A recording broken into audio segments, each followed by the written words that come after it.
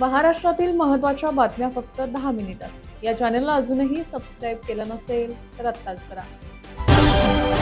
राज्यातील शेतकऱ्यांसाठी मोठी आनंदाची बातमी समोर आली आहे। मुख्यमंत्री देवेंद्र फडणवीस यांनी जाहीर केलेली शेतकरी कर्जमाफी योजना आता 30 जून पूर्वी अंमलात येणार असल्याचं स्पष्ट झालंय। विधान परिषद निवडणुकीच्या पार्श्वभूमीवर लागू झालेल्या आचारसंहितेमुळे ही प्रक्रिया रखडण्याची शक्यता व्यक्त केली जात होती। मात्र मिळालेल्या माहितीनुसार केंद्रीय निवडणूक आयोगाने शेतकरी कर्जमाफीला मंजुरी दिली असल्याचं सांगण्यात येते।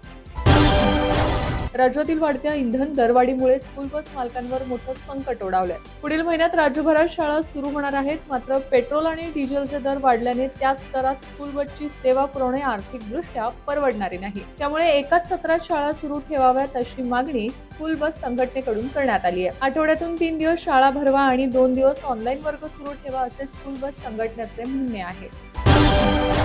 कारागृहाच्या भिंतींना आड बसूनही आंदेकर टोळी पुणे शहरात सक्रिय असल्याचे धक्कादायक वास्तव समोर आलंय। टोळीच्या म्होरक्यांकडून पूर्व वैमनस्यातून शहरात हत्या आणि हत्येचा प्रयत्न केल्याच्या गंभीर घटना पोलीस तपासात निष्पन्न झाल्या आहेत। या पार्श्वभूमीवर पुणे शहराचे पोलीस आयुक्त अमितेश कुमार यांनी राज्याच्या कारागृह प्रशासनाला एक पत्र लिहिले आहे। या पत्राद्वारे आंदेकर पिता पुत्रासह टोळीतील प्रमुख गुन्हेगारांवर कारागृहातच कडक निर्बंध घालण्याची मागणी पोलिसांनी केली आहे। सीएनजी गॅस आजपासून 2 रुपयांनी महागला आहे। सध्या राजधानी दिल्लीमध्ये सीएनजीचे दर प्रति किलो 81.9 रुपयांवरून 83.9 रुपये इतके झाले आहेत। बॉलिवूडचा बाजीराव रणवीर सिंह सध्या अडचणीत सापडलाय। रणवीर सिंह याच्या विरोधात फिल्म वर्कर्सची मोठी संस्था FWICE म्हणजेच फेडरेशन ऑफ वेस्टर्न इंडिया सिने एम्प्लॉईजनं मोठं पाऊल उचललंय।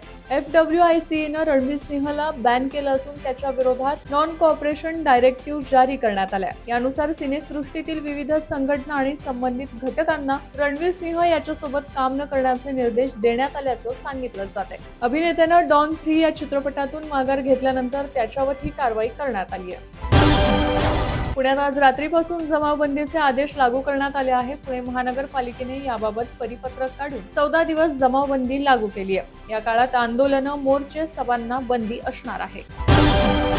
सीएनजीच्या दरवाढीमुळे टॅक्सी आणि कॅब चालकांकडून भाडेवाढ केली जाण्याची दाट शक्यता आहे। पेट्रोल डिझेल दरवाढीसह सीएनजीचे दर वाढल्याने विविध शहरातील टॅक्सी ऑटो चालकांनी भाडेवाढ करण्याची मागणी केली आहे। महाराष्ट्रात काही भागात पावसाने हजेरी लावली असून विजांच्या कडकडाटासह सोसाट्याचा वारा आणि काही ठिकाणी गारपीट झाली आहे। त्यामुळे शेतपिकांचे देखील मोठ्या प्रमाणात नुकसान झाले आहे। काही ठिकाणी उष्णतेची लाट आणि काही ठिकाणी पाऊस पाहायला मिळत आहे। अनेक ठिकाणी पावसामुळे मोठे नुकसान झाल्याची माहिती मिळते। यातच आता मराठवाड्यात पावसाने हजेरी लावली असून वादळी वाऱ्यासह गारपीट देखील झाली आहे। गोकुळ दूध संघाच्या निवडणुकीची प्रक्रिया सहकार विभागाकडून अधिकृतपणे सुरू करण्यात आली आहे। 1 जुलै 2026 पर्यंत ठराव दाखल करण्याची मुदत देण्यात आल्याने पुन्हा एकदा राजकीय हालचालींना वेग आलाय। आसाम सरकारने सोमवारी विधानसभेत समान नागरी कायदा विधेयक सादर केले आहे। या विधेयकात बहुपत्नीत्वावर पूर्णपणे बंदी घालण्याची आणि लिव्ह इन रिलेशनशिपची नोंदणी अनिवार्य करण्याची महत्त्वाची तरतूद करण्यात आली आहे। मात्र आसाममध्ये राहणाऱ्या कोणत्याही अनुसूचित जमातींना हा कायदा लागू होणार नसल्याचे विधेयकात स्पष्ट करण्यात आले आहे। पुणे जिल्ह्यात मोठ्या औद्योगिक गुंतवणुकीचा मार्ग मोकळा झालाय। राज्य शासन आणि ॲग्रेको इंडिया कंपनी यांच्यात झालेल्या सामंजस्य करारामुळे पुढील 10 वर्षात सुमारे 400 कोटी रुपयांची गुंतवणूक होणार असून 1000हून अधिक थेट रोजगार निर्माण होण्याची शक्यता व्यक्त करण्यात आली आहे। मुख्यमंत्री देवेंद्र फडणवीस यांच्या उपस्थितीत हा करार करण्यात आलाय।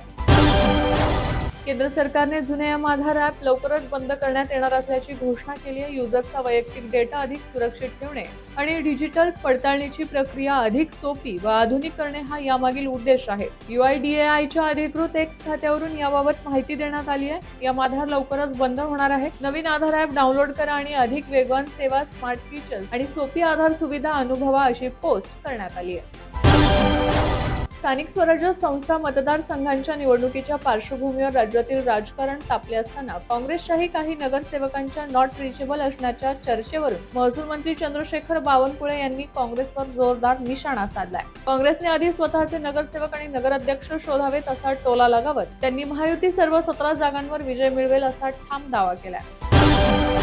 महाराष्ट्रात आता पाण्याचंही नियोजन अधिक शिस्तबद्ध पद्धतीने करण्यासाठी मोठी तयारी सुरू झाली आहे. जमिनीप्रमाणेच आता पाण्याचीही स्वतंत्र नोंद ठेवण्याची अभिनव कल्पना राज्य सरकार पुढे आणत आहे. जलसातबारा या नव्या संकल्पनेमुळे गाव आणि शहरांमध्ये पाण्याचा नेमका वापर, उपलब्धता आणि भविष्यातील गरज याचा सविस्तर हिशोब तयार केला जाणार आहे. राज्यात वाढत चाललेली पाण्याची समस्या आणि बदलतं हवामान लक्षात घेता हा निर्णय महत्त्वाचा मानला जात आहे. मागील 10 दिवसात डिझेलच्या दरात 4 वेळा वाढ झाली आहे. त्यामुळे डिझेलच्या किमती प्रति लिटर 7 ते 8 रुपयांनी वाढल्या आहेत. पेट्रोल आणि डिझेलच्या किमती वाढल्याचा फटका एसटी महामंडळालाही बसला आहे. सातत्याने दरवाढ होत असल्याचा फटका एसटी महामंडळाच्या उत्पन्नावरही होत असल्याचे प्रताप सरनाईक यांनी सांगितले आहे. त्याशिवाय एसटीच्या तिकीट दरवाढीवर प्रताप सरनाईक यांनी स्पष्ट शब्दात उत्तर दिले आहे. सध्या एसटी बस तिकीट दरवाढीचा विचार नाही, मात्र वारंवार डिझेलचे दर वाढले तर दरवाढ केल्याशिवाय पर्याय नाही, असे स्पष्ट संकेत प्रताप सरनाईक यांनी दिले आहेत.